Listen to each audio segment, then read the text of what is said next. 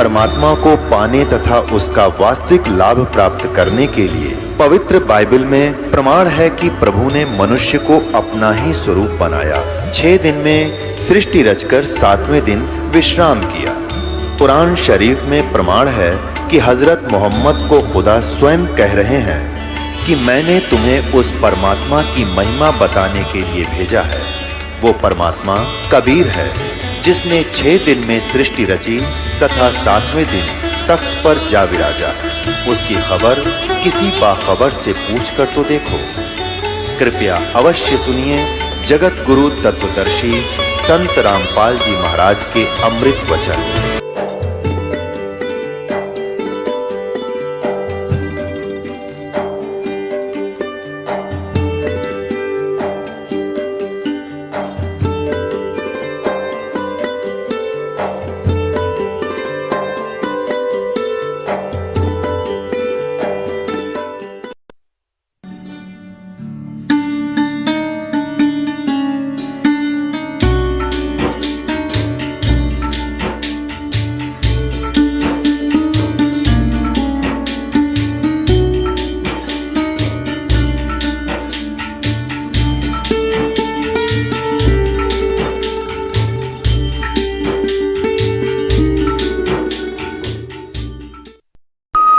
स्वामी रामदेवानंद जी गुरु महाराज की। सर्व संतों की जय, सर्व भक्तों की जय, धर्मी पुरुषों की, श्री काशी धाम की जय, श्री छुडानी धाम की जय, श्री क्रोथा धाम की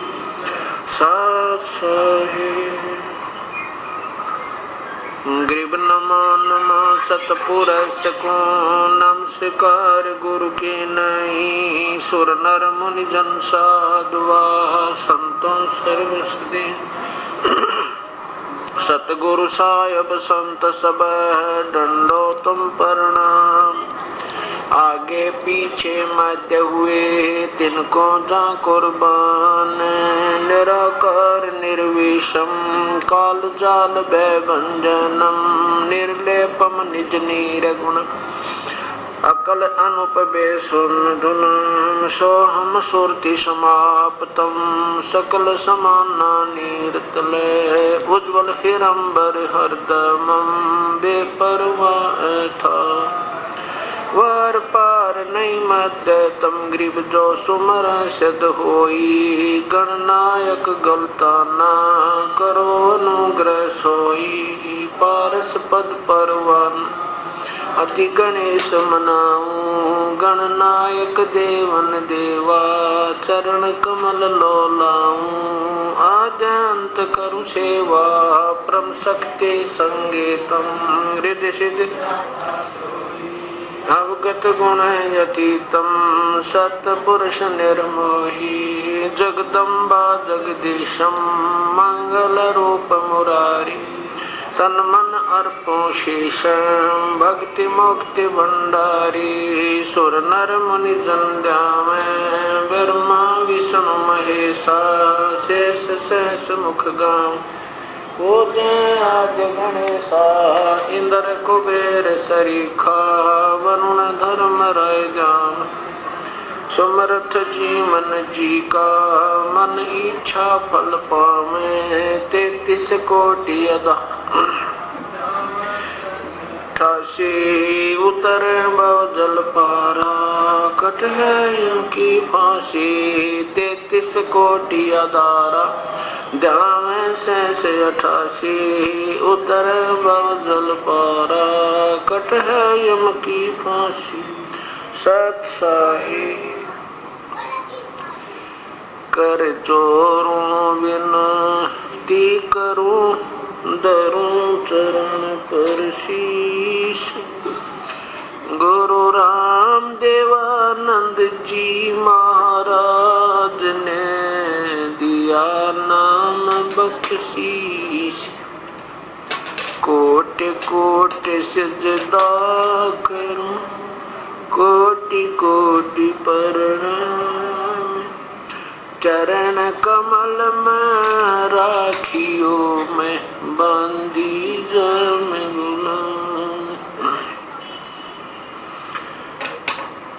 अवगुण किए तो बहुत किए, करत न मनिहारे। बावे बंदा बख्श दियो, बावे गर्दन उतार।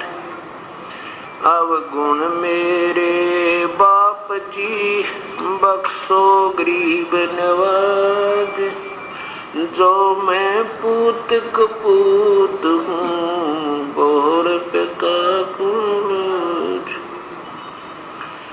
मैं अपराधी जन्म का, नक्शक बरे विकार। तुम दाता दुखी भंजना, मेरी करो संवार।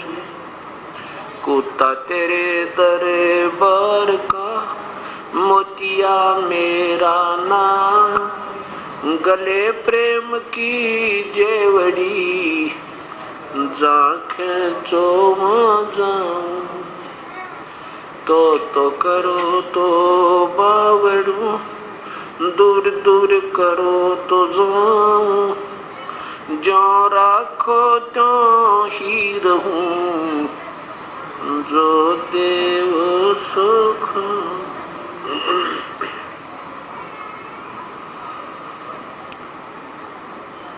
परमपिता परमात्मा, पूर्ण ब्रह्म, सारी सृष्टि के रचनहार, कुल मालिक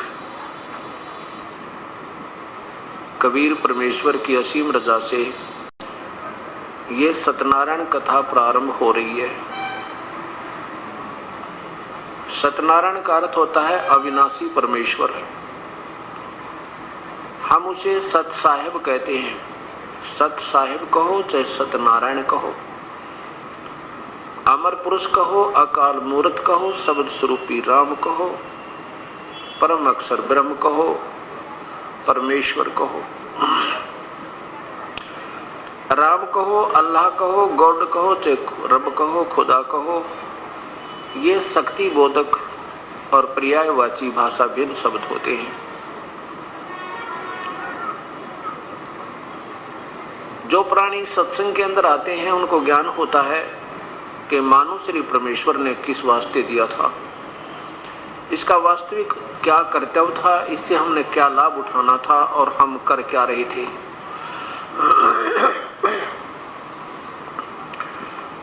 जब तक हम सत्संग नहीं सुनते हैं तो हम अपने दैनिक कार्य को जो समाज के अंदर रहकर कर रहे होते हैं उसी को सर्वस्व मानकर और उसमें तन मन धन से लगे हुए होते हैं। और जब हम सत्संग के अंदर आते हैं तो हमारी आत्मा को ये बोध होता है कि मैं कौन हूँ, कहाँ से आए थे, हमारा वास्तविक कर्तव्य क्या था और हम कर क्या रहे हैं। और सत्संग का मिलना ये बहुत ही पुण्य कर्मों के संयोग से हुआ करता है।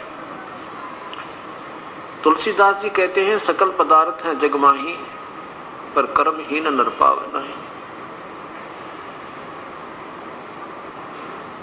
और जो पुण्यात्मा प्रभु की तड़फ में तलाश में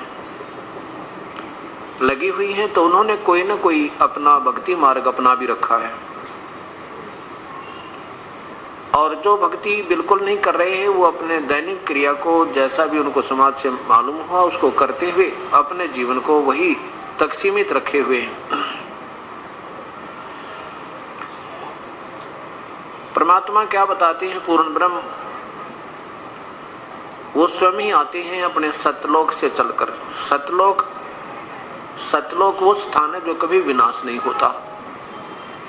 वो सतलोक कहो, उसे सतधाम कहो, रथ धाम कहो, उसे अमर स्थान कहो, शाश्वतम स्थान कहो, सदा रहने वाला जिसका कभी विनाश नहीं होता।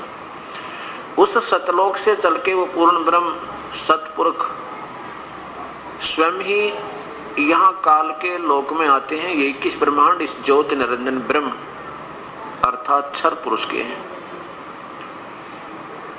और यहाँ पर जितने प्राणी इस काल के साथ यहाँ 21 ब्रह्मांड में रह रहे हैं ये अपने मूल स्थान को भूल चुके हैं।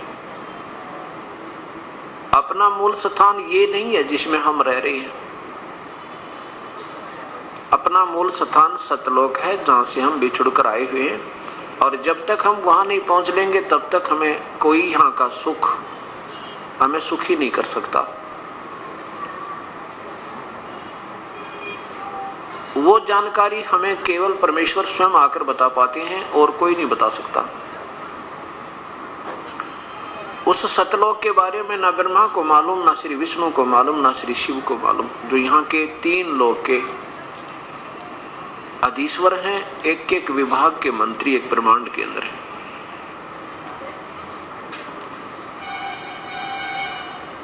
जब वो परमेश्वर स्वयं आते हैं तो वो क्या बताते हैं? राम नाम रटते रहो जब तक घट में प्राण, कभू तो दीन दयाल के भनक पड़ेगी कानी। मानुष जन्म पाय के नहीं रटे हरि नाम, जैसे कुआ जल बिना फिर बनवायो क्या काम। कबीर हरि की भक्ति करो तज विषयों रस चोजी, बार बार ना पाओगे ये मनुष्य जन्म की मौज।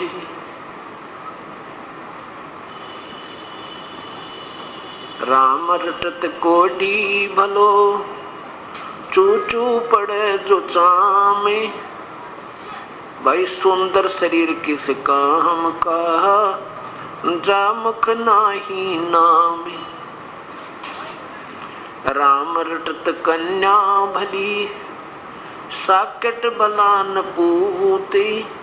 जैसे बकरी के गल में गलथना, जिसमें दूध नहीं मूती। लूट सको तो लूटियो, राम नाम की लूटी। पीछे फिर पछताओगे, प्राण जाएंगे छूटी। राम रटत दारिद्र भला, टूटी घर की छान। वो सुंदर महल किस काम के जा, भक्ति नहीं भगवान।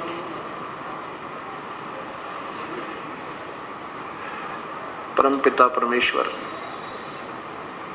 पूर्ण ब्रह्म हमें ये बताना चाहते हैं कि मानुष शरीर पाके जो नहीं रटे हरि नाम, और जैसे कुआ जल बिना फिर बनवाया क्या काम।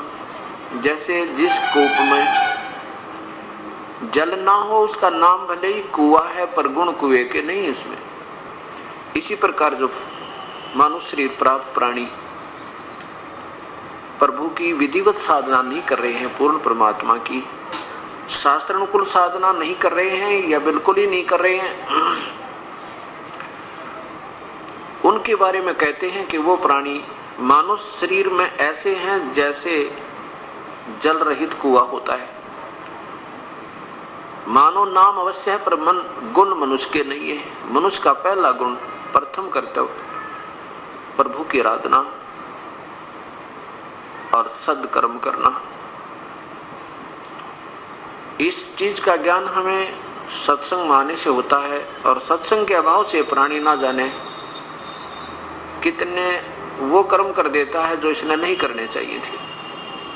वो अनजानपने में करता है, इसको ज्ञान नहीं होता। और सत्संग में आने से इसको ज्ञान होता है, जानकारी हो जाती है कि ये कर्म तू जो कर रहा है ये ठीक नहीं। तो परमात्मा हमें बता रहे हैं कि कबीर हरि की भक्ति करो तज विषयों रस चोज। भाई बार बार ना पाओगे ये मनुष्य जन्म की मौज। इस मानव शरीर में हम कितना सुंदर आहार करते हैं। जब मन चाहे दूध पी ले, मन चाहे जब इच्छा हो उसी समय रोटी खा लें, भूख लगे। गर्मी सर्दी से बचने के लिए हमने पतले और मोटे कपड़ों का भी प्रबंध कर दिया। प्राकृतिक आपदाओं से, आंधी से, तूफान से, वर्षा से, ओलों से गढ़ों से बचने के लिए भी हमने कोई छान डाल लिया, कोई मकान बना लिया, कोठी बना ली, और कोई तकलीफ हो जाती है शरीर में तो हम डॉक्टर से दिखा लेते हैं और राहत पा लेते हैं। और भी कोई मानसिक परेशानी होती है तो एक दूसरे को बताकर अपना दुख रो लेते हैं, हल्का कर लेते हैं। और इतनी सुविधा पाकर के हम प्रभु आराधना नहीं करते, प्रभु की भक्ति नहीं करते, तो परमात्मा हमारे से नाराज हो जाता है। और इतना नाराज हो जाता है कि फिर हम पशु बनते हैं और हमारी जुबान छीन लेता है, बोल नहीं सकते, हम बता नहीं सकते हमारे पेट में दर्द है, हम बता नहीं सकते हमारी टांग दुख है, हम नहीं बोल सकते हमें प्यास लगी है, नहीं बता पाओगे भूख लगी है। और ना जाने कहां कहां जंगल में सह परिवार घूमते रहेंगे, एक सेकंड में कोई हिंसक पशु आवेगा, हमारे सह परिवार का विनाश कर जाता है। ये कष्ट हमें क्यों आए? जब हम मानव शरीर में होते हैं उस समय प्रभु की भक्ति नहीं करते हैं तो मनमुखी करते हैं, जो शास्त्र के विरुद्ध होती है। उन दोनों का ही परिणाम निष्फल होता है, व्यर्थ होता है, गलत होता है। परमात्मा बताते हैं कि जब तो मनुष्य शरीर नहीं रहेगा आपके पास, फिर क्या होगा? फिर पीछे तू पशुआ की दीजे बैल बना और 4 पैर जंगल में डोले, तेरा तो नहीं पेट भरे। एक बार विचार करके देखो उस बैल के जीवन पे।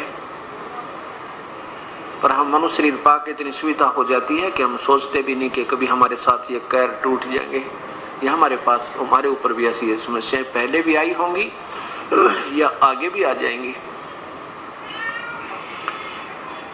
इस दास को याद है जब छोटा सा था, एक बैल था हमारे, ये उपदेश लेने के बाद वो बातें फिर याद आने लगी। नहीं पहले तो अपनी गफलत में फिरा करते थे, भक्ति भी करते थे जैसी समाज से ज्ञान था।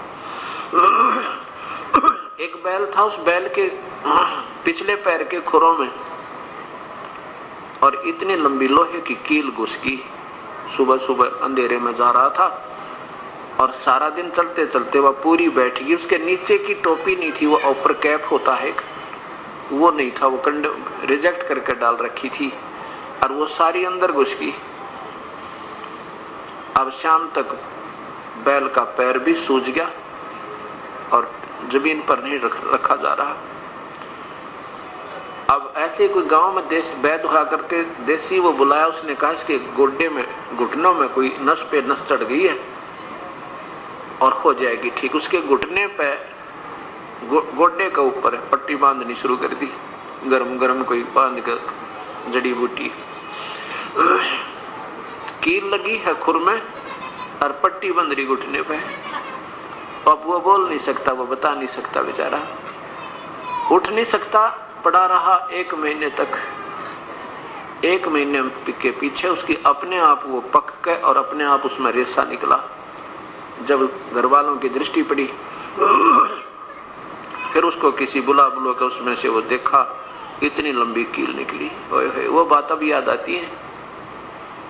ये परमात्मा जब ये मनुष्य शरीर में होगा, उस नादान प्राणी ने कभी सोचा भी नहीं होगा ये दुर्गति तेरी हो जाएगी। अब ना ये भी नहीं बता पा मेरे दर्द कहाँ है। इसलिए परमेश्वर हमें याद दिलाते, नादान ये 2 दिन के, इस 2 दिन के झूठे सुख ने पाक है, तुम भूल गया उस भगवान को, फिर याद करो परम पिता को। कोई बात नहीं, कहते पीछे गई सो जाने दे, बाकी की बचाओ अपनी। अब जो पुण्यात्मा सत्संग में आते हैं, ऐसा नहीं कि वो भक्ति नहीं कर रहे, वो तो जरूर भक्ति कहीं न कहीं आड़ उन्होंने ले रखी है, तभी तो उनमें कसक है कि संत के दर्शन करने चलते हैं। संत आए हैं, नाम सुनते गदगद हो जाते हैं, क्योंकि भक्त आत्मा के अंदर एक विशेष कसक होती है परमात्मा की पाने की। और उनको ये भी मालूम होता है कि परमात्मा संत ही रूप में आ जाता है, आता है और फिर वही अपनी महिमा आप बताता है। और ना जाने कब और किस समय उसके दर्शन हो जा, इसलिए ये प्राणी, ये पैसी आत्मा उस परम पिता के दर्शनार्थ ये तड़पती रहती है। उसके लिए फिर अपना कहीं ना कहीं ये सत्संग में जाती है, फिर वहाँ जहाँ भी हम जाते हैं, क्योंकि पुण्यात्मा का एक स्वभाव होता है, ये जहाँ भी जाती है इसको सब अच्छे लगते हैं क्योंकि वो स्वयं अच्छे हैं। अब जैसे कोई चोर हो और वो चला जाए, रास्ते में जा रहा है, कितनी देर होगी रात में, और वो कहता किसी व्यक्ति जो अच्छी आत्मा का था, अभी मैंने रात में रुकना है तेरे यहाँ पर, तो वो पुण्यात्मा जो जिसमें आप खोट नहीं था, जिसमें वो स्वयं चोर नहीं था, वो नेक आत्मा था, वो उसको एक नेक आत्मा समझता है और कहता आजा भाई रुक जाओ, कोई बात नहीं, आप ही का तो घर है। खाना खिलाता है और वही सुला देता है जहाँ वो आप सोया हुआ होता है, क्योंकि उसके मन में ये नहीं कि ये चोर है, क्योंकि वो स्वयं चोर नहीं। और वो चाहे भले ही रात्रि में कोई नुकसान भी कर जाए उसका, पर उस समय उसके मन में ये नहीं आता ये वास्तव में चोर होगा, क्योंकि वो स्वयं चोर नहीं। और चोर के घर पर जाकर चाहे कोई सा भी रुक जाओ, कितना नेक आत्मा डट जा रात ना, वो सारी रात चोर ना सोए, कहीं कुछ उठा ना ले जा रात ने, क्योंकि वो स्वयं कमजोरी उसके अंदर है। ऐसे जो पुण्यात्मा होती है उनमें आप दोष नहीं होता, इसलिए वो जो भी जहाँ जाते हैं, जिस भी स्थल पर जाते हैं, किसी संत के दर्शनार्थ जाते हैं, उनके वचन सुनते हैं तो उनको सभी संत बहुत अच्छे लगते हैं, सबके विचार अच्छे लगते हैं और सब प्रभु की का मार्ग ही बताते हैं। इसलिए पुण्यात्माओं में एक प्रभु के पाने की विशेष तरफ होने के कारण वो स्वयं कोई अपने मन में एक वाद विवाद भी नहीं आने देते। अब कहने का तात्पर्य दास का ये है कि हम कोई भी कार्य को करें तो उससे पहले हम उसके बारे में पूर्ण परिचित होना चाहिए। अब जैसे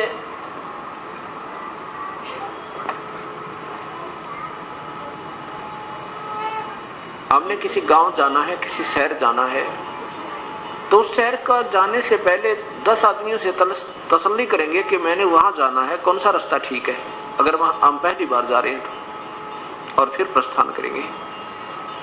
ऐसे कोई बच्चा कोई ट्रेनिंग करता है, कोई कोर्स के लिए तैयारी करता है, तो पहले उसको पूरा ज्ञान हो जाता है कि ये कितने दिन में, कितने महीने, कितने वर्ष का ये ट्रेनिंग कोर्स है और इससे फिर मुझे लाभ क्या होगा, मेरी कितनी तनख्वाह होगी। तो ऐसे फिर वो जब उसको पूर्ण ज्ञान हो जाता है, फिर वो तन मन धन लगा कर अपनी सिरदर्द की बाजी लगाकर उसको पूरा कर लेता है तो सफल हो जाता है। ये दास ने क्या देखा कि जैसे मैं भी पहले भक्ति करता था, लेकिन जो पहले हम भक्ति करते थे वो भक्ति हम ऐसी करते थे, ना कोई सिर था ना पैर था, लेकिन आत्मा में परमात्मा की तरफ ज्यादा थी। इस करके चाहे कोई मंदिर में जाना होता मंदिर में जाते थे, या किसी तीर्थ पर कोई संकेत कर देता कि वहां जाने से हमारे बहुत लाभ होते हैं, तब वहां भी पहुंच जाते थे। कोई भगवान श्री राम की पूजा बताता था तो उसकी पूजा भी हृदय से करते थे। श्री कृष्ण का जाप बताते थे, हरे राम हरे कृष्ण, वो भी जाप करते थे, अच्छे लगते थे। और ये दास हनुमान जी का पुजारी था। बचपन से ही, चौथी कक्षा से ही किसी दोस्त ने साथी से पूछा भी कैसे भक्ति करें भगवान की। उसने बता दिया कि मैं तो हनुमान जी का व्रत रखता हूँ मंगलवार का, और 7 बार हनुमान चालीसा करता हूँ। तो इस दास ने भी प्रारंभ कर दिया। मंगलवार का व्रत चौथी कक्षा से प्रारंभ किया था और सन 1988 तक करता रहा।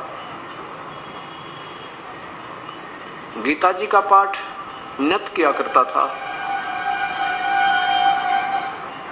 जन्माष्टमी का व्रत, क्योंकि हिंदू समाज में जन्म होने के कारण वही शिवपुराण का पाठ, विष्णु पुराण का अध्ययन भी, और जैसे भी अपने धार्मिक शास्त्र में उपलब्ध थे उनको कहीं ना कहीं से पढ़ते रहते थे। इस उद्देश्य से उनमें लिखा होता था कि इस संवाद को जो पढ़ लेगा उसको ये लाभ होगा, इस संवाद को पढ़ लेगा उसको ये लाभ होगा। तो हमने तो लाभ चाहिए भक्ति का, इसलिए हम पढ़ते रहते थे। कहने का भाव ये है दास का कि जब तक हमने यही नहीं मालूम जो हम भक्ति कर रहे हैं इसका क्या लाभ है और इससे हमें हानि हो रही है या कुछ लाभ हो रहा है तो हम उसको कर रहे हैं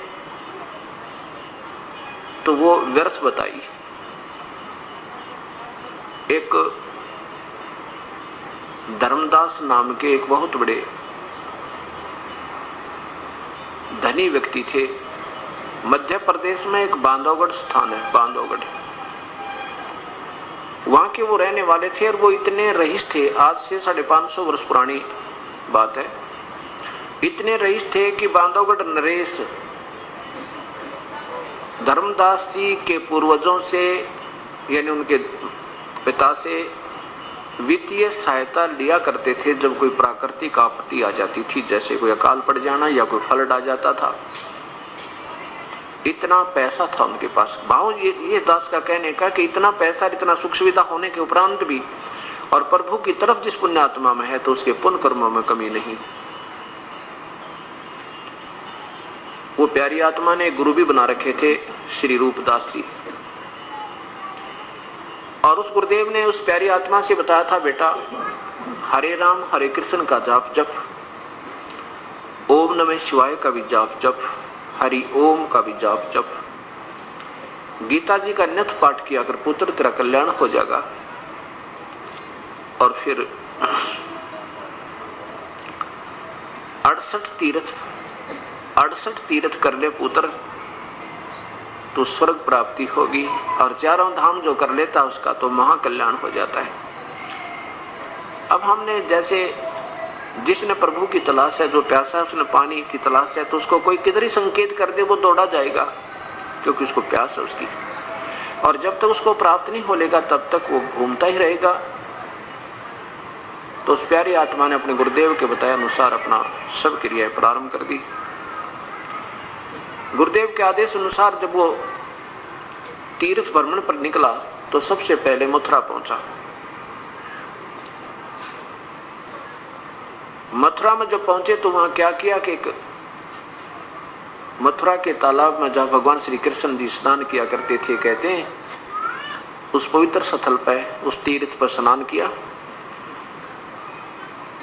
और एक जल का लोटा भर के उसी पवित्र सरोवर से और बाहर अपना रख लिया। फिर साथ में कुछ मड प्लास्टर किया, मिट्टी का लिपाई की, गाय का गोबर मिला के कुछ अक्षेत्र को लीपा, फिर उसके ऊपर एक सफेद स्वच्छ चादर बिछाई, खूब साफ की हुई। उसके ऊपर पहले कर्म कांड किया, भगवान श्री कृष्ण जी की मूर्ति अर्थात विष्णु जी की, ठाकुर जी की मूर्ति को एक सुंदर प्लेट पर रख के उसको नहलाया साफ पानी से। फिर पुराने कपड़े निकाल के अलग रख दिए थे, फिर नहलाया, फिर स्वच्छ कपड़े पहनाए, फिर कंठी डाली, तिलक लगाया, मुकुट रख दिया और फिर धूप दीप लगा के गीता जी का पाठ प्रारंभ किया। इतने में वो पूर्ण परमात्मा, पूर्ण ब्रह्म, सारी सृष्टि के रचनहार, कुल मालिक कबीर साहब, उसमें वो काशी में एक जुलाहे का रोल कर रहे थे। वहां आकर बैठ के उस प्यारी आत्मा से ज्यादा 20 या 30 फुट की दूरी पे और बड़े ध्यान पूर्वक देख रहे हैं उसकी क्रिया को, धर्मदास जी की क्रिया को। जब धर्मदास जी ने देखा कि ये और क्या स्वरूप बना रखा था परमेश्वर ने, एक जिंदा महात्मा का। जिंदा महात्मा कैसे होते हैं? मुसलमानों में होते हैं जिंदा महात्मा संत। उनकी एक ही जो ना ओवरकोट पहनते हैं, ऊपर पूरा एक कोट टाइप सा, चोगा बोल रहे हैं उसने, नीचे घुटनों से नीचे तक का होता है, पिंडलियों तक, और वो पहन रखा, और कच्छा होता है घुटनों से ऊपर तक, लंबे लंबे कच्छे जैसे सरदार पहना करे, और सिर पे टोप छोटा सा से काला लंबे चोटे का। ये वेशभूषा उन संतों की होती है जिनको जिंदा महात्मा कहते हैं, जिंदा संत कहते हैं, साधु कहते हैं। उस जिंदा वाले महात्मा में के रूप बनाकर परमात्मा उस प्यारी आत्मा के पास उसकी क्रिया देखने के लिए बैठ गया, विराजमान हुआ। जब वो धर्मदास ने देखा कि ये मुसलमान होकर और तेरी पूजा को देख रहा है, तो इससे लगता है कि अच्छी आत्मा है, हो सके तेरी बात को मान के ये सतभक्ति कर लेवे और गीता जी जैसा शास्त्री पृथ्वी पर नहीं है, ऐसा वो समझाना चाहता है। इसलिए गीता जी के पाठ को ऊंचे ऊंचे सुर में पहले संस्कृत पढ़े, ऊर्ध्व मूलम अधः शाखम, और फिर हिंदी, फिर उसकी हिंदी पढ़े। ऐसे पढ़े कि ये सामने वाला अट्रैक्ट हो जाए और ये लग जा सतभक्ति पे। अब चक्कर क्या पड़ा हुआ है कि हिंदू तो समझते हैं मुसलमानों की भक्ति गलत, और मुसलमान समझते हैं हिंदू गलत साधना करते हैं, और ईसाई समझते हैं कि हम श्रेष्ठ, ठीक, हमारी साधना ठीक है, और सिख समझते हैं हम पूजा जो करें सर्वश्रेष्ठ है। अब देखो, यही बात इस 4 दिन में निर्णय होगा कि जो पुण्यात्मा कंटिन्यूस लगातार सुन लेगी उसको कोई संशय नहीं रहेगा साधना क्या होती है।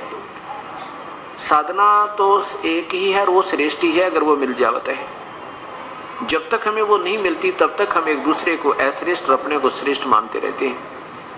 ये हमारी अल्पज्यता होती है क्योंकि हम अपने चारों धर्मों के पवित्र शास्त्रों को नहीं समझ पा रहे। अब वर्तमान में उनमें क्या अनमोल खजाना दबा हुआ है, जिसके कारण हम नाना प्रकार की अपनी सोच बनाकर उस पर आधारित हो चुके हैं और उन्मूल शास्त्रों से हम दूर हो लिए। अब धर्मदास जी ने जब अपनी सारी क्रिया कर ली और गीता जी का पाठ करके अपना बंद हुए, समापन किया, ठाकुर जी की मूर्ति को अपनी गठड़ी में बांध लिया, तब परमेश्वर कबीर परमात्मा एक जीव का रूप बना के एक साधारण भक्त के रूप में बोलते हैं। कहने लगे, हे वैष्णव महात्मा, वो परमात्मा एक जीव को तो महात्मा कहते हैं, अपने आप को एक तुच्छ जीव बताते हैं। क्या कहते हैं कि हे महात्मा, मैं बहुत भ्रम लिया हूँ, मुझे अभी तक सत मार्ग नहीं मिला भक्ति का।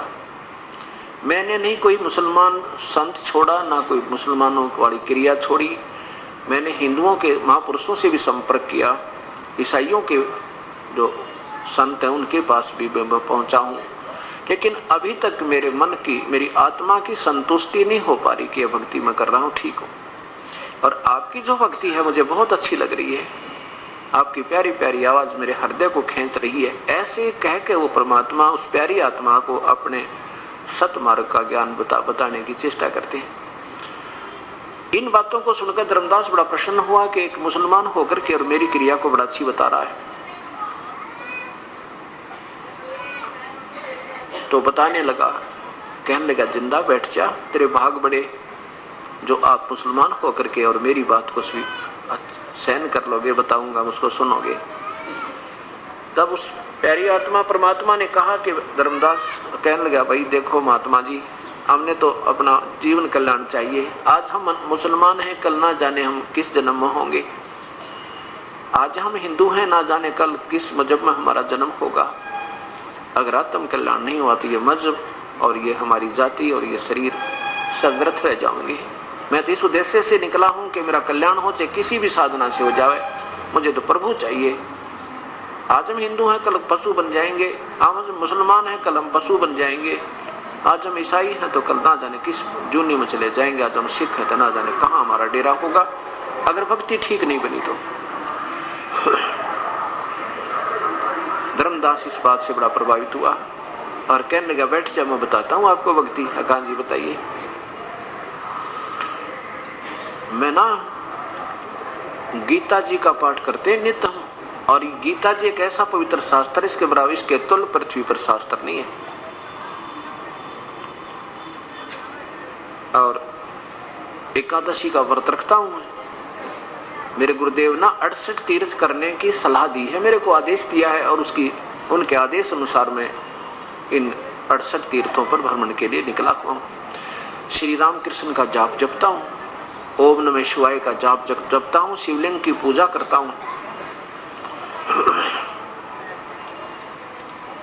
और फिर क्या कहा कि हम कोई जीव हिंसा नहीं करते। जिंदा जीव हिंसा माने वो कहना चाहते थे कि तुम मांस खाते हो मुसलमान, और हम हिंदू मांस नहीं खाते।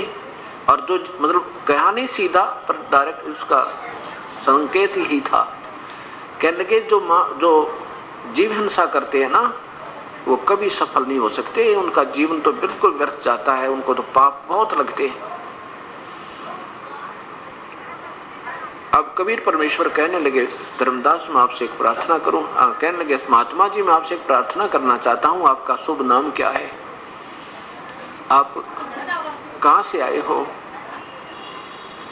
आपकी तो बहुत अच्छी बातें लग रही हैं मुझे। धर्मदास जी ने बताया कि मैं वैश्य कुल में जन्म है मेरा, वैश्य कुल में, यानी बनिए हैं हम, और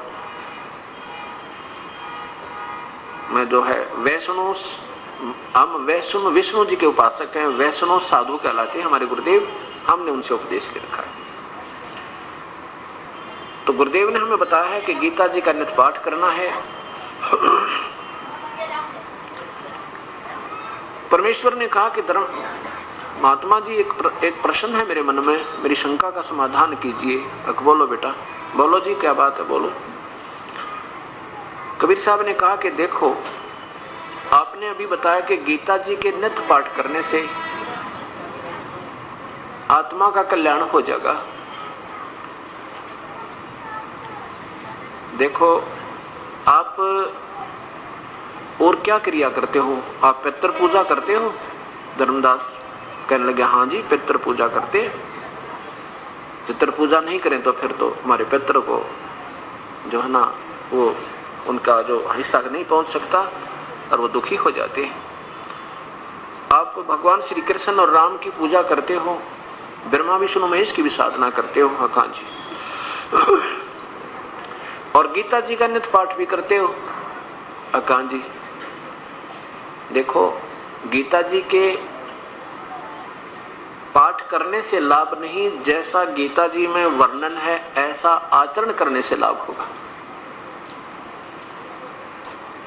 एक जमींदार था, वो वृद्ध हो गया और उसको संतान जब हुई तो वो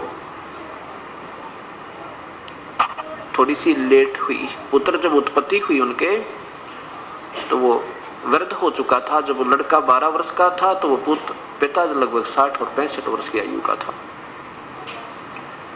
अब पिता ने सोचा कि तेरा इकलौता पुत्र है, कहीं अपने व्यवसाय में ये मार ना खा जावे, इसलिए क्यों ना मैं अपने अनुभव को, सारे जीवन के अनुभव को और पूरा विवरण लिख दूं एक किसी पैड पे, बही में।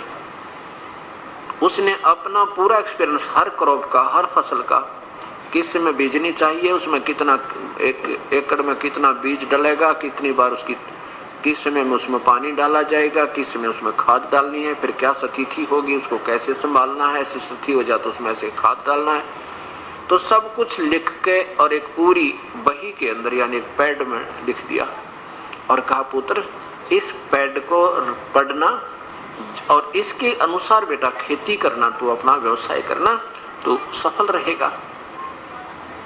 अब एक बात बताओ धर्मदास जी, परमात्मा पूछ रहे हैं उस प्यारी आत्मा से कि अगर वो जमींदार का पुत्र उस लिखे हुए लेख को, पिताजी के द्वारा लिखे अनुभव को डेली पढ़े और ऐसा करेगा नहीं जैसा उसमें वर्णन है, तो क्या होगा? क्या वो धनी हो जाएगा? क्या उसका कल्याण होगा, उसको लाभ होगा? धर्मदास जी कहने लगे, नहीं जी बिल्कुल नहीं हो सकता, वो तो भूखा मरेगा। तो ठीक इसी प्रकार जैसा अपने पवित्र शास्त्र गीता जी में लिखा है ऐसा आप नहीं कर रहे हो, मैं नहीं कर रहा हूं, तो फिर क्या होगा? कल्याण होगा या हानि होगी? धर्मदास जी कहने लगे, जी तो हानि होगी, और गीता जी अनुसार हम नहीं करेंगे तो पूजा। तो गीता जी, आप बताओ गीता जी किसने बोला? पहले ये बताओ मुझे कि गीता जी किसने बोला? धर्मदास जी कहता है बेधड़के से कि भगवान श्री कृष्ण जी ने गीता बोला। परमात्मा कहने लगे, धर्मदास यही सबसे बड़ी भूल है, गीता श्री कृष्ण जी ने नहीं बोला, शरीर श्री कृष्ण जी का था, बोलने वाला काल था। और वो काल कौन है? ये ब्रह्मा विष्णु महेश का पिता है और दुर्गा या शेरा वाली इन तीनों की मां है। इस बात को सुनकर धर्मदास की तौड़ी चढ़ गई और कहने लगा, मुसलमान हो गया तू? कहने लगा, तू मुसलमान है ना, इसलिए हमारे देवताओं की तो बेइज्जती करना चाहता है। तुझे क्या मालूम गीता के बारे में? तू क्या जान सकता है गीता के बारे में, हमारे से ज्यादा क्या तुम जान जाओगे। कबीर साहब ने कहा देखो स्वामी जी नाराज ना हो, मैं तो एक शंका का समाधान चाह रहा हूं आपसे, मैं तो आपका दास हूं, आप नाराज ना हो। आप एक बार गीता जी को उठा लो। गीता जी कोई किसी का व्यक्ति विशेष का शास्त्र नहीं है, और ये पवित्र शास्त्र उस समय लिखा गया था, ना तो कोई हिंदू था, ना मुसलमान, सिख, ना ईसाई, हम एक पिता की संतान हैं, हमारे पूर्वज एक थे। आपके नहीं किसी सर्कमस्टांसिस में किसी ऐसी मजबूरियों के कारण अलग हो गए हैं, लेकिन हम एक हैं, आज भी एक हैं। जब थोड़ी सी विवेक से सोचेंगे तो आज भी दो नहीं। लेकिन गीता जी में जो लिखा वो सोचो आप क्या लिखा है और किसने बोला है। धर्मदास चुप हो गया कि चल इसने कह लेने दे, जो ये कहेगा थोड़ी सी देर और सुन लेता हूं भाई। क्यों, धार्मिक आत्माओं में एक विशेष कसक होती है और ज्यादा वाद विवाद नहीं होता। बेशक दुखी हो रहा था उनकी बातों से, फिर सोचा कि देखते ही क्या बताएगा भाई। कृष्ण जी ने नहीं बोली तो और किसने बोली, क्या जाने इन बातों को। तो ऐसा वो सोचकर परमात्मा ने कहा देखो गीता जी के ज्ञान की कब आवश्यकता पड़ी कि जब अर्जुन युद्ध करने से मना कर देता है। और युद्ध क्यों हो रहा था कि कौरव और पांडवों का आपस में भाई बंटवारा नहीं हो रहा था। एक भाई बंटवारा था, ये कोई धर्म युद्ध नहीं था। धर्म युद्ध तो वो होता जो सेनाओं पर लड़े, एक देश दूसरे पर बदमाशी करे तो उसके लिए सिरदर्द की बाजी लगाओ, तो वो धर्म युद्ध होता है। और ये तो एक भाइयों का आपस में बंटवारा था, ये नहीं हो रहा था लड़ाई होगी। और जब युद्ध दोनों का बंटवारा नहीं हो रहा था तो भगवान श्री कृष्ण 3 बार गए थे शांति दूत बनकर, और दोनों को समझा रहे थे भैया लड़ाई ठीक नहीं, युद्ध बहुत बुरी चीज होती है। दोनों को बैठकर खूब समझा के देखो ये सब पृथ्वी यही है, अरबों खरबों व्यक्ति इस पर कब्जा कर कर मर गए हैं, राजा चले गए इनको पर अपनी राज को बना बना के, आज उनका नामो निशान नहीं है। रावण जैसे चले गए बकवाद करके, भाई ये युद्ध अच्छी बात नहीं है, लेकिन नहीं माने। बोलो सतगुरुदेव की जय। बंदी छोड़ कबीर साहेब की जय। बंदी छोड़ गरीबदास जी महाराज की जय। स्वामी रामदेवानंद जी गुरु महाराज की जय। सर्व संतों की जय, सर्व भक्तों की जय, धर्मी पुरुषों की जय, श्री काशी धाम की जय, श्री छुड़ानी धाम की जय, श्री करोथा धाम की जय। सत साहिब ग्रीब नमो नमो सतपुरुष को नमस्कार गुरु की नहीं। सुर नर मुनि जन साधुआ संतों सर्वस दीन। सतगुरु साहेब संत सब डंडो तुम प्रणाम। आगे पीछे मत हुए तिनको जा कुर्बान। निराकार निर्विषम काल जाल में बंधन। निर्लेपम निज नीर गुणम अकल अनुप बेसुन्न धुनम। सोहम सुरति समाप्तम सकल समाना नीरतलय। उज्ज्वल हिरंबर हरदम बेपरवाह था है। वार पार नहीं मध्य तुम ग्रीब जो सुमर सिद्ध होई। गणनायक गलताना करो अनुग्रह सोई। पारस्पद परवाना आदि गणेश मनाम। गणनायक देवन देवा चरण कमल लो लाऊं। आद अंत करूं सेवा परम शक्ति संगीतम। रिद्धि सिद्धि दाता सोई अवगत गुण अतीतम। सत पुरुष निर्मोही जगदम्बा जगदीशम। मंगल रूप मुरारी तन मन अर्पो शीशम। भक्ति मुक्ति भंडारी सुर नर मुनि जन ध्यावे। ब्रह्मा विष्णु महेशा शेष शेष मुख गावे। पूजय आदि गणेशा इंद्र कुबेर सरीखा। वरुण धर्म राय जावे।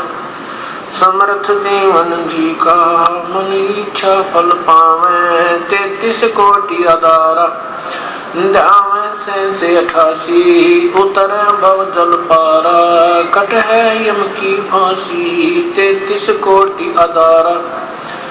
जावे से 88 उतर भव जल पारा, कट है यम की फांसी।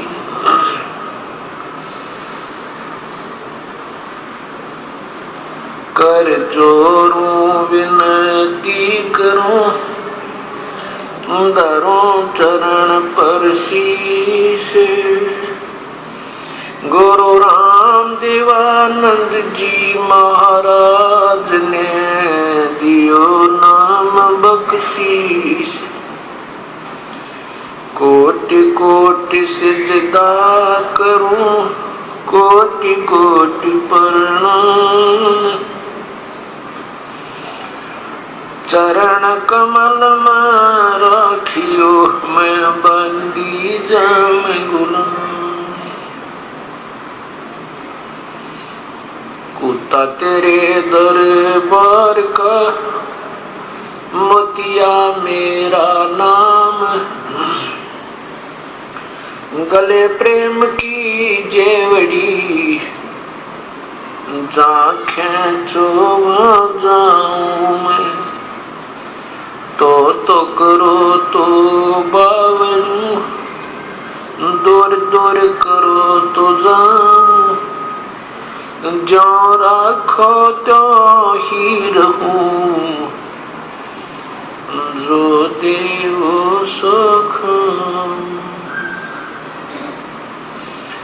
अवगुण किए तो बहुत किए, करत न मानी हार।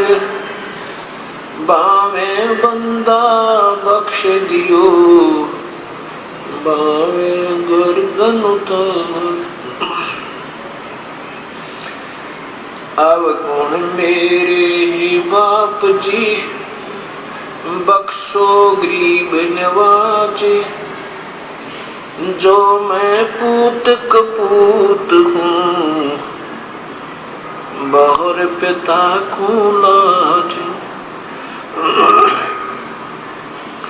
मैं अपराधी जन्म का, नक्शक बरे विकारी।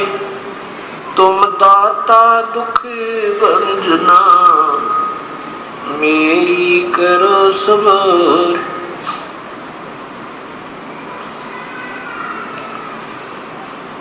परमपिता परमात्मा पूर्ण ब्रह्म, सारी सृष्टि के रचनहार, कुल मालिक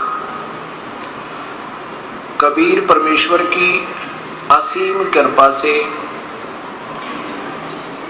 आज ये 5 दिवसीय विशाल सत्संग प्रारंभ हो रहा है।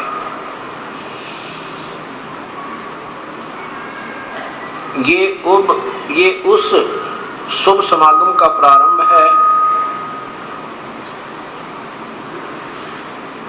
जो उस परम पिता परमेश्वर के अपने सतलोक से इस काल के लोक में प्रकट होने का वो शुभ दिन ज्येष्ठ सुदी पूर्णमासी है, जिस दिन वो परमेश्वर अपने सतलोक को त्याग कर यहाँ बनारस के अंदर विक्रमी संवत 1455 सन 1398 के अंदर ज्येष्ठ सुदी पूर्णमासी ब्रह्म मुहूर्त सूर्य उदय होने से 1.5 घंटा लगभग पूर्व जो होता उसे ब्रह्म मुहूर्त कहते हैं। मैं आकर के लहर तारा तालाब वाराणसी अर्थात काशी के अंदर एक बालक रूप बनाकर एक कमल के फूल के ऊपर विराजमान हुए थे।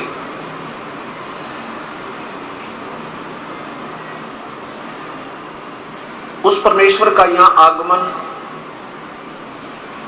हमें उस सत्य ज्ञान का ज्ञान होना, उस यथार्थता का ज्ञान होना, हम कौन हैं, कहां से आए थे, और हम किन कारणों से यहाँ काल के जाल में फंसे हुए हैं, ये सब जानकारी उसी परमपिता परमेश्वर पूर्ण ब्रह्म ने, परम अक्षर पुरुष ने, अर्थात अकाल मूर्त सब स्वरूपी राम कबीर देव ने, कबीर साहिब ने आके हमें बताया।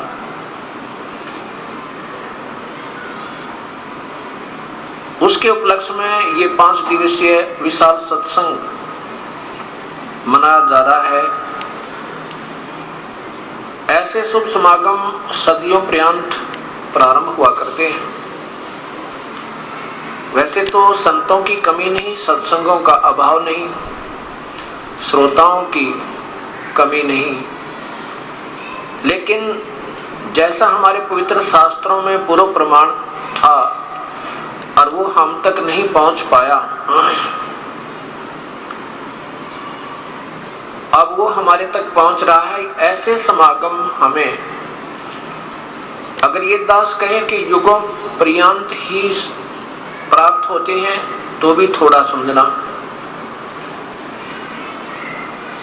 क्योंकि जब तक हमें तत्व ज्ञान नहीं होगा, तत्व ज्ञान,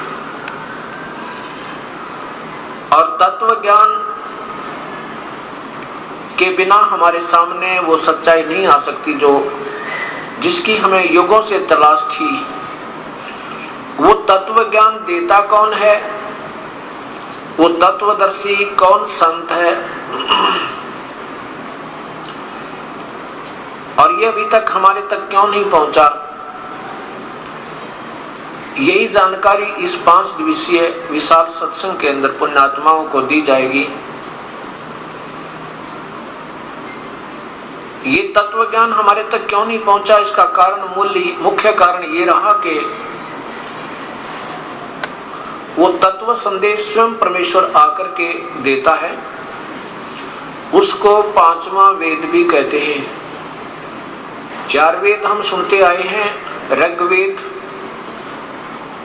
सामवेद, यजुर्वेद और अथर्ववेद।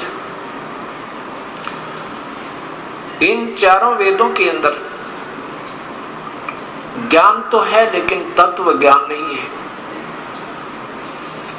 ज्ञान तो बहुत कुछ है, और पूजा की विधि जो है वो चारों वेदों में केवल ब्रह्म तक की है, और महिमा पूर्ण ब्रह्म, परब्रह्म, इन तीनों परमात्माओं की भी है। भक्ति कैसे करनी चाहिए, कौन पूजा के योग्य प्रभु है, वो भी जानकारी पवित्र चारों वेदों में तथा उन्हीं की सारांश पवित्र गीता जी के अंदर उपलब्ध है।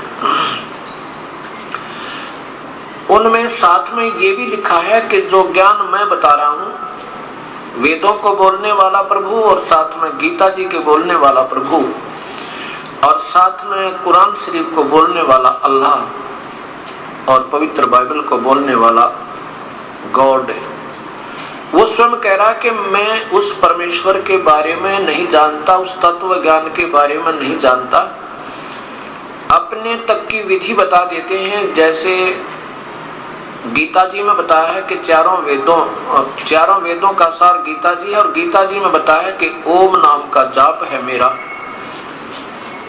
अध्याय नंबर 8 मंत्र नंबर 13 पवित्र गीता जी में लिखा है।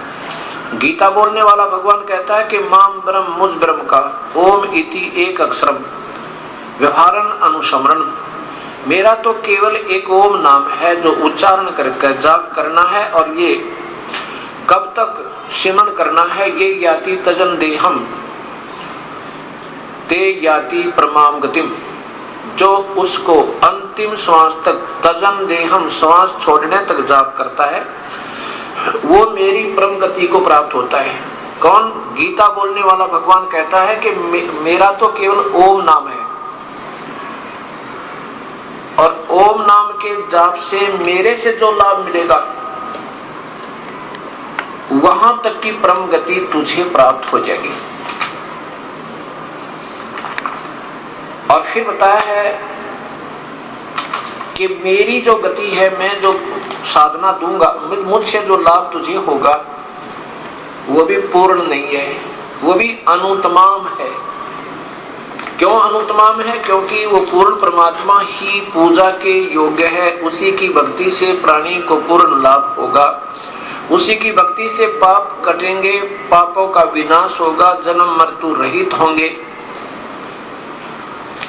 और अपनी भक्ति से बताते हैं कि मेरी भक्ति से तो न जन्म मरण मिटे, कर्म का दंड भी नहीं कट सकता, जैसा किया है वैसा ही भोगना होगा, और अर्जुन युद्ध भी करना होगा और मेरा सिमरन भी करते रहना होगा।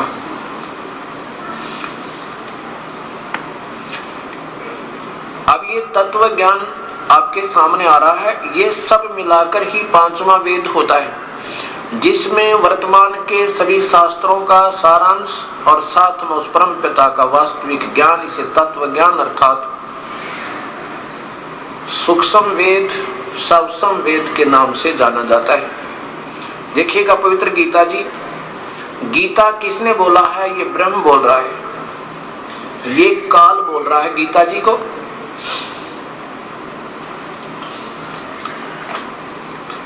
इसमें अध्याय नंबर 8 का और नीचे देखिएगा ये 13 नंबर श्लोक है, मंत्र है। इसमें कहा कि ओम इति एकाक्षरम माम ब्रह्म, मुझ ब्रह्म का व्याहरण अनुसमरण, मुझ ब्रह्म का तो केवल एक ओम अक्षर है। यही इति माने यही एक ओम अक्षर है। यह प्रयाति तजन देहम, और जिसको अंतिम श्वास तक उसकी साधना करनी होगी, जो अंतिम श्वास तक या शरीर छोड़ने तक, तजन देहम शरीर छोड़ने तक, सहयाति परमाम गति, वो मेरी परम गति को प्राप्त होता। अर्थात मैं जो लाभ दे सकता हूँ, ब्रह्म बोल रहा है, तो वो उसको प्राप्त होगा जो केवल ओम नाम जपेगा, अन्य कोई मंत्र नहीं। और अपनी प्राण गति को कहता, जो मैं गति दूंगा उसको, वो कैसी बताई है? ये देखो, इनका सरलार्थ भी देख लीजिए। सब इंद्रियों के तो ये तो 12वें का है, 12वें का। सब इंद्रियों के द्वारों को रोककर तथा मन को हृदय देश में स्थिर करके, उस जीते हुए मन के द्वारा प्राणों को मस्तक में स्थापित करके परमात्मा संबंधी योग धारणा में ओम सचित होकर, यहां से है 13वें का। यह जो पुरुष ओम, ये 12 और 13 इकट्ठा से अनुवाद किया उन्होंने। ओम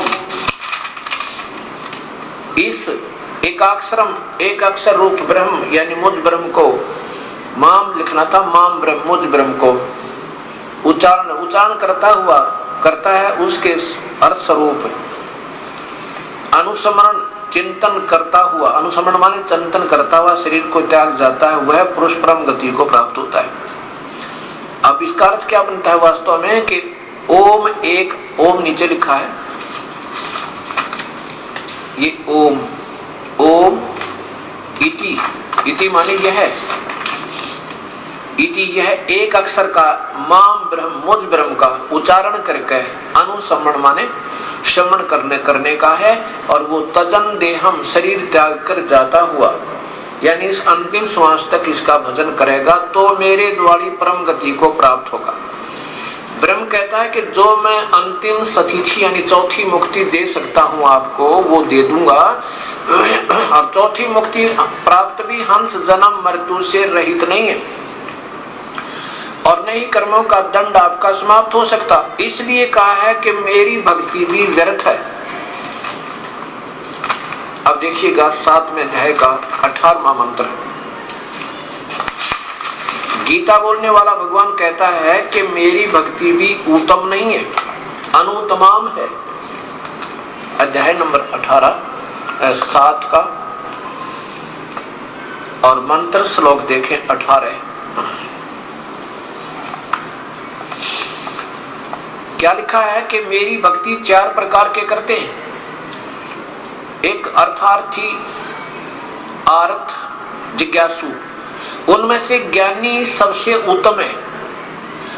ज्ञानी तो उसके लिए लिखा है कि उदारा सर्वम एवं एते ज्ञानी तु आत्मा एवं मे मतम। मेरे विचार में ये सभी ज्ञानी आत्मा है तो उदार, जिनको पता लग गया कि परमात्मा की भक्ति के बिना जीव का जीवन व्यर्थ है,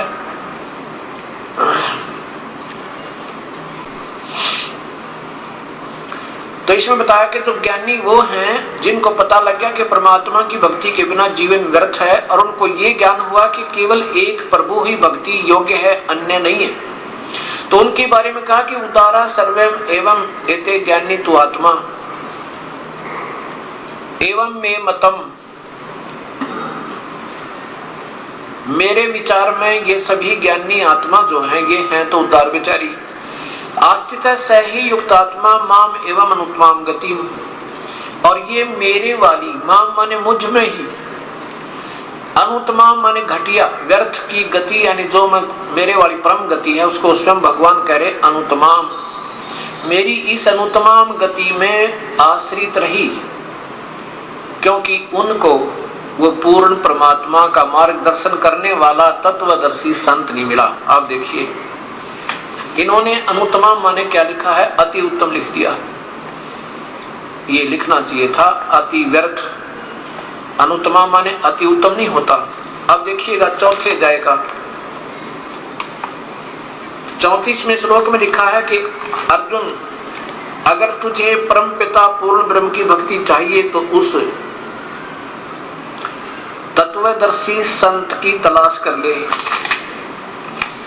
और उस ज्ञान को तू तत्वदर्शी ज्ञानियों के पास जाकर समझ। अध्याय नंबर 4 का